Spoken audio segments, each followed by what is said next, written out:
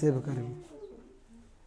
तो आप लोग उम्मीद करते हैं कि एकदम समझ कर अभी बता देना है, अभी लिखो मत, कोई समझो इसको।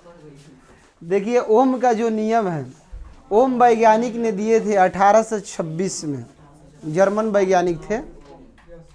पहला इसका परिचय दे देते, किसने दिया? पहला ओम, ओम बोलते हो वर्ड ना, तो उस वैज्ञानिक का नाम है ओम, ठीक है।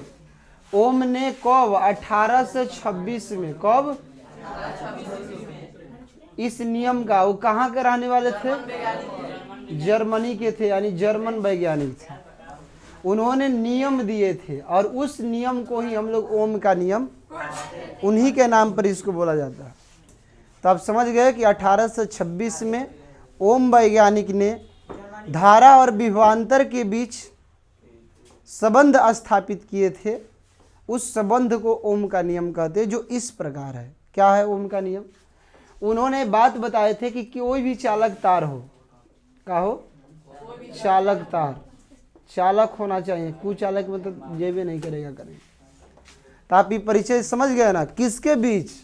तब विभवांतर और किसके बीच? धारा। विभवांतर और धारा के मतलब क्या हो गया? धारा माने आई, विभवांतर माने भी। इन्हीं के बीच क्या बताए थे? संबंध स्थापित किए थे कि दोनों में क्या रिलेशन है। मतलब कि किसने ओम का नियम किसने दिया था?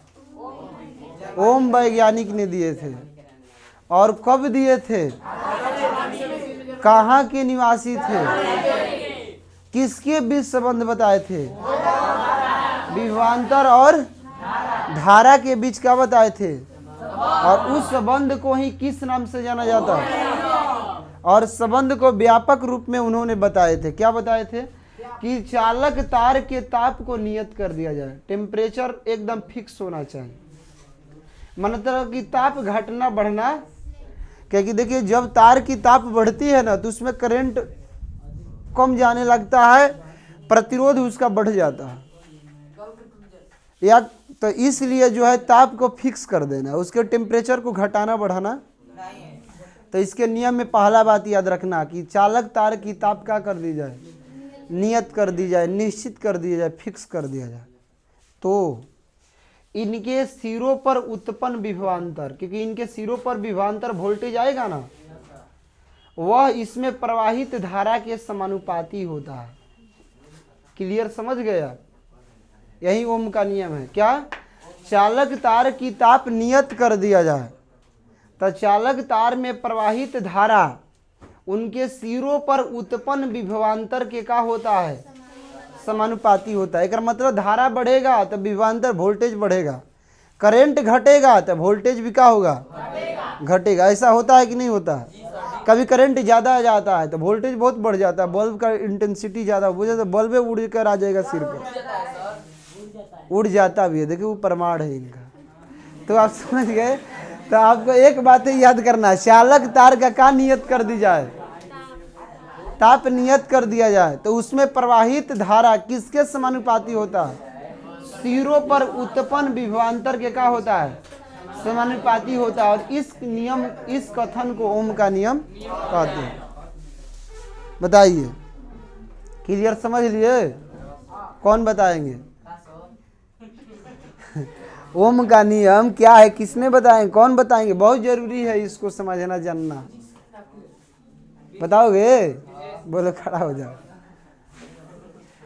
इस सब परीक्षा में देखिए इसका कोई ज्यादा वैल्यू नहीं है परिचय का। वैल्यू इसी का है कि इसका नियम क्या है, उस नियम को समझना। बताइए बताइए। 1826 में ओम वैज्ञानिक ने जिसका खोज किए थे, जर्मनी के रहने वाले थे, और विभव और विभवांतर के, विभवांतर वही विभवे से बना है, विभवांतर। और चालक तार को तार प्रमाण के नियम कर दिया जाए, कर दिया जाए, तो उसका ओम का नियम कहते हैं। बस सटीक नहीं है, बैठ जाइए। और कोई बताएंगे? क्योंकि सुने ही नहीं हो केयर करके उसको ना, ऐसा सुनो जैसे कि यह सबसे खराब है। सुनो, क्योंकि खराब को ज़्यादा सुनते हो। तो देखो का इन्हें क्या 3 बातें याद करनी है केवल 3। पहला कि चालक तार का ताप नियत कर दी जाए, याद करोगे ना, एग्जाम के तो छोड़ो हटाओ, ऐसे नॉलेज ओम का बहुत जरूरी होता है। कोई के ओम का स्नेल का झट दे आ जाता है। तो चालक तार का ताप का कर दी जाए, नियत कर दी जाए। तो तार में प्रवाहित का धारा का मान और सिरों पर उत्पन्न का विभवांतर के का होता है, माने आई विभवांतर के समानुपाती होता है। और इसी को ओम का नियम। तो यहाँ पर भी हो गया, समानुपाती हटाइएगा तो आर आ जाएगा। तो आ गया भी बराबर आई आर। भी बराबर का आ गया, जहाँ आर क्या है, प्रतिरोध है या नियतांक है। आर क्या है, नियतांक या प्रतिरोध है। तो देखिए ओम के नियम से एक सूत्र हम लोग को मिलता है, भी बराबर आई आर। बात समझे? फिर से सुन लो, एक बार सुनो, बोलो। किसी चालक तार का कर दी जाए, ताप नियत कर दी जाए, तो उसमें प्रवाहित धारा का मान, क्योंकि अब ताप नियत की हो तो उसमें करंट देना है, तो वहीं कह रहा है कि धारा का मान सिरों पर उत्पन्न विभवांतर के का होता है, समानुपाती होता है। इस नियम को ओम का नियम कहते हैं। और ओम के नियम से भी समानुपाती आई, या आई समानुपाती और भी बराबर आई आर आ जाता है, जहाँ आर क्या है, नियतांक या इसी को तो आप नियत किए थे। आर माने नियत, यानी ताप को ही यह नियतांक कहा जा रहा है, प्रतिरोध कहा जा रहा है। क्लियर होगा, हो गया बढ़िया से? चलो तुम बताओ। हेलो, आप ही को कह रहे, बताइए।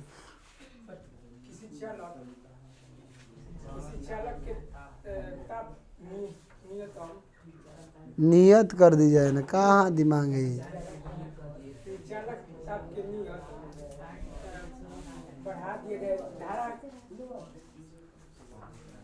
बताओ, लिया देव नंबर, पूछ देगा मीडिया वाला, तनी बताओ तो ओम के नियम, तो ये हाल हो जाएगा।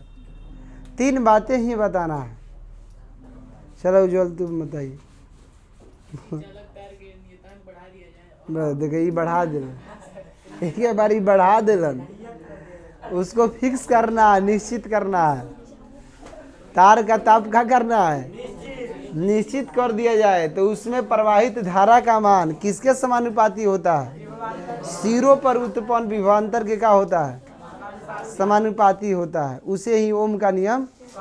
और इसी आधार पर बहुत सारे उपकरण बनाए गए ओम के नियम के ही आधार पर, इसीलिए ज़्यादा वीवीआई हो जाता है। और कौन? चलो खुशी आप बताइए,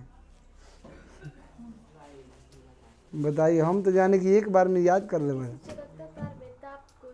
किसी चलकता तार में ताप को नियत कर दी जाए और उसमें धारा प्रवाहित करने पर दोनों सिरों पर विभवांतर उत्पन्न धारा के समानुपाती हो जाए, तो उसे हम ओम के नियम कहते हैं। बढ़िया, माने अपने भाषा में यही करना है कि एक तार का तापमान नियत निश्चित कर देंगे, तो उसमें जो धारा जाएगा वह विभवांतर के का हो जाएगा, समानुपाती हो जाएगा। बस यही याद करना है कि चालक माने तारवा की का कर दिया जाए, ताप नियत कर दिया जाए, तो धारा का मान किसके समानुपाती हो जाएगा, विभवांतर के समानुपाती हो जाएगा। उसे ओम का नियम कहते हैं। लिख लो, चलो एकदम आज इसको कंठस्थ करके जाना है सब लोग।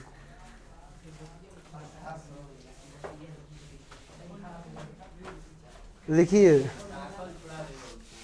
1826 ईस्वी में 1826 ईस्वी में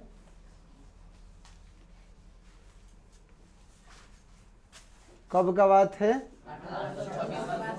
1826 ईस्वी में जर्मन वैज्ञानिक, वही लिख लीजिए ना, जर्मन वैज्ञानिक